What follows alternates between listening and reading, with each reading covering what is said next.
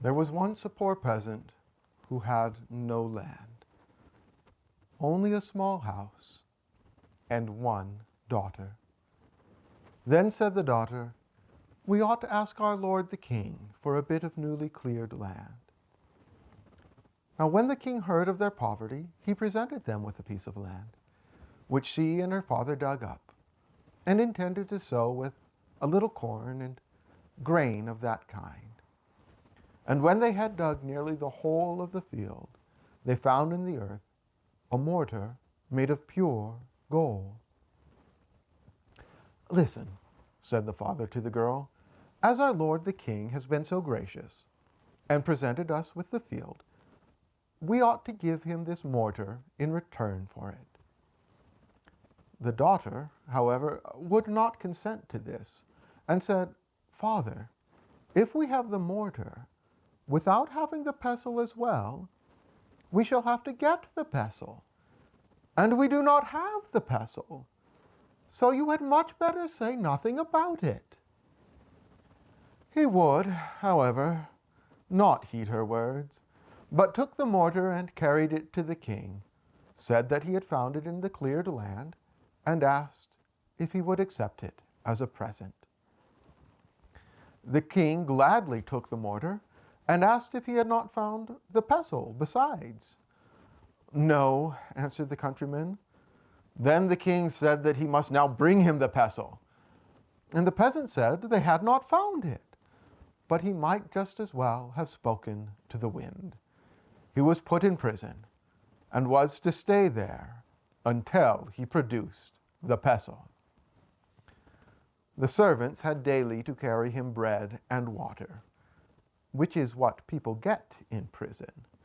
And they heard how the man cried out continually, "Oh, if I had but listened to my daughter!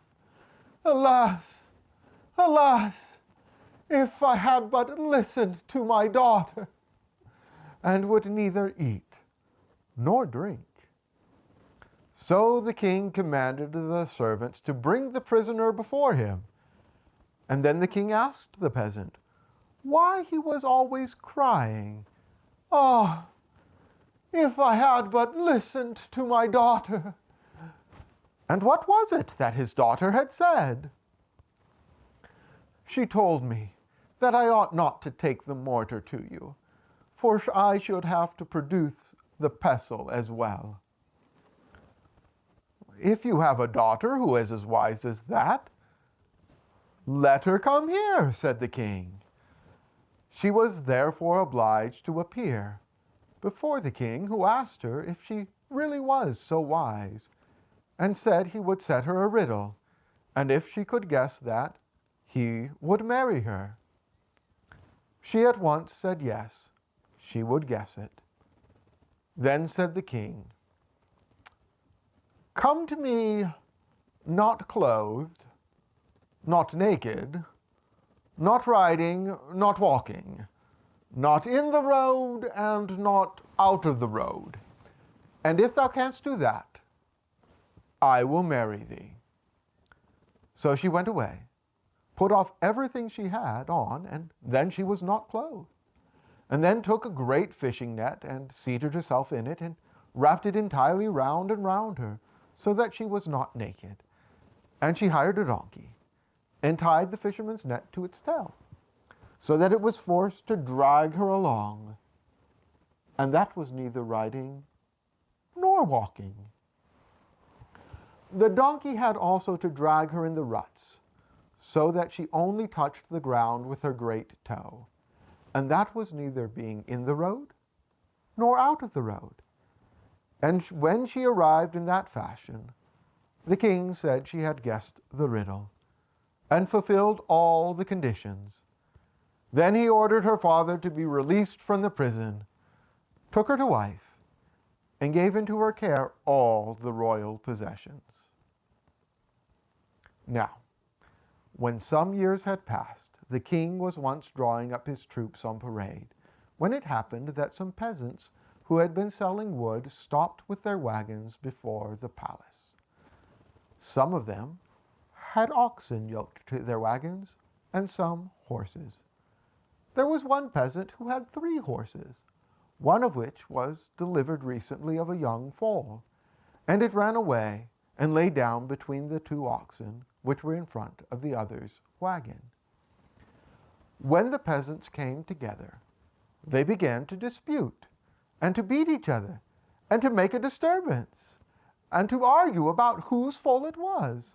And the peasant with the oxen wanted to keep the foal, and said one of the oxen had given birth to it, and the other said his horse had had it, and that it was his. The quarrel came before the king, and he gave the verdict that the foal should stay where it had been found. And so the peasant with the oxen, to whom it did not belong, got it. Then the other went away and wept and lamented over his foal. Now, he had heard how gracious his lady the queen was, because she herself had sprung from poor peasant folks. So he went to her and begged her to see if she could not help him to get his foal back again. Said she, "Yes, I will tell you what to do, if thou wilt promise me not to reveal that it was I who told you.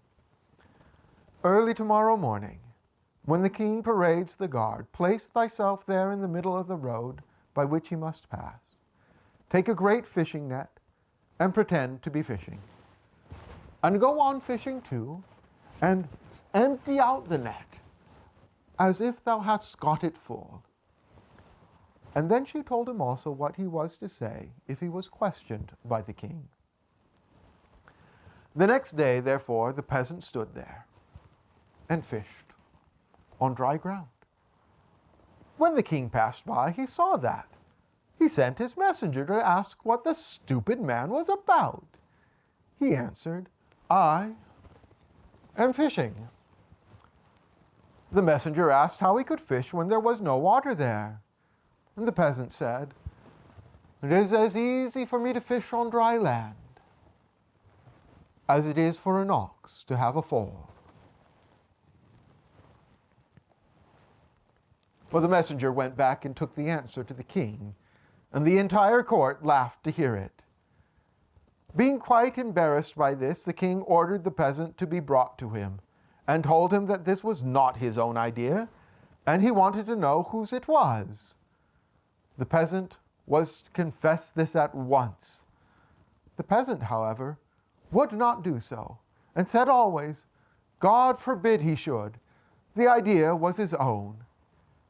They laid him, however, on a heap of straw by the road, and beat him and tormented him so long that at last he admitted that he got the idea from the queen.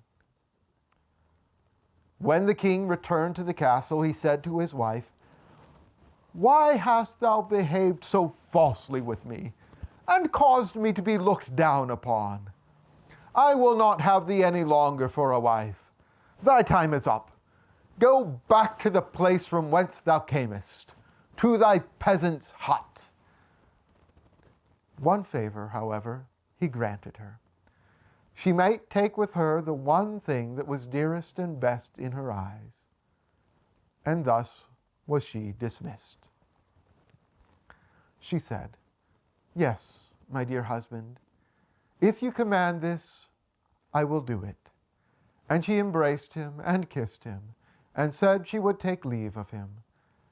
Then she ordered wine to be brought, to drink farewell to him. The king took a long draught, but she took only a little, for she had placed a powerful sleeping potion in the drink. He soon fell into a deep sleep, and when she perceived that, she called a servant, and took a fair white linen cloth, and wrapped the king in it. And the servant was obliged to carry him into a carriage that stood before the door, and she drove with him to her own little house, her peasant's hut. She laid him in her own little bed, her peasant's bed, and he slept one day and one night without awakening. And when he awoke, he looked round and said, "Good God, where am I? He called for his attendants, but none of them were there. At length his wife came to his bedside and said, "My dear lord and king, you told me I might bring away with me from the palace that which was dearest and most precious in my eyes. I have nothing more precious and dear than yourself, so I have brought you with me."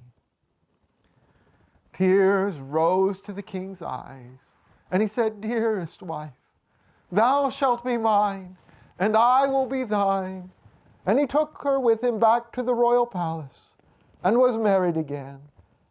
And at the present time, they are very likely still living